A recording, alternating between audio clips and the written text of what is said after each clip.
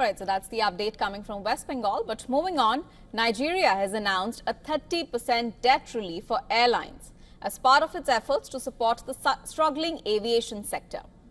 President Bola Ahmed Tinubu has given in-principle approval to partially write off domestic airline debts to aviation agencies.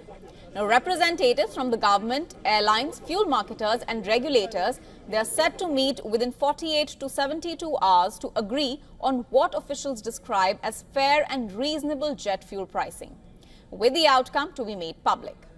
The move comes amid mounting financial strain linked to a sharp rise in jet fuel prices, triggered by the disruption to oil shipments through the Strait of Hormuz. Airlines had earlier threatened to halt operations, warning that they could no longer sustain services without raising ticket prices, after fuel costs surged nearly 300%.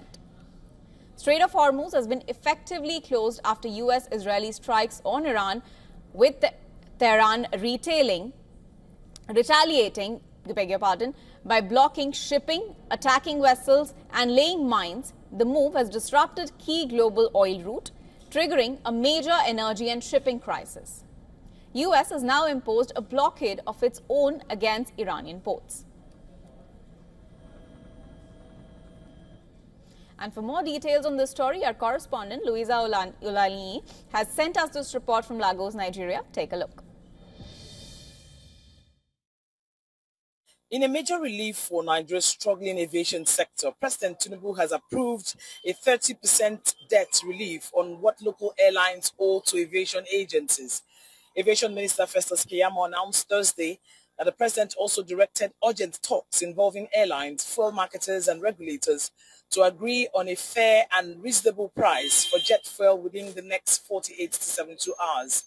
Domestic carriers had warned they could no longer operate without hiking ticket prices after jet fuel costs skyrocketed by nearly 300% amid global supply pressure.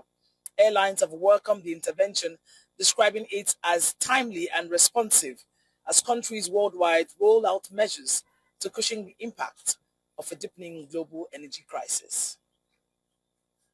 From Lagos, Nigeria, Louisa Olani, WION The World.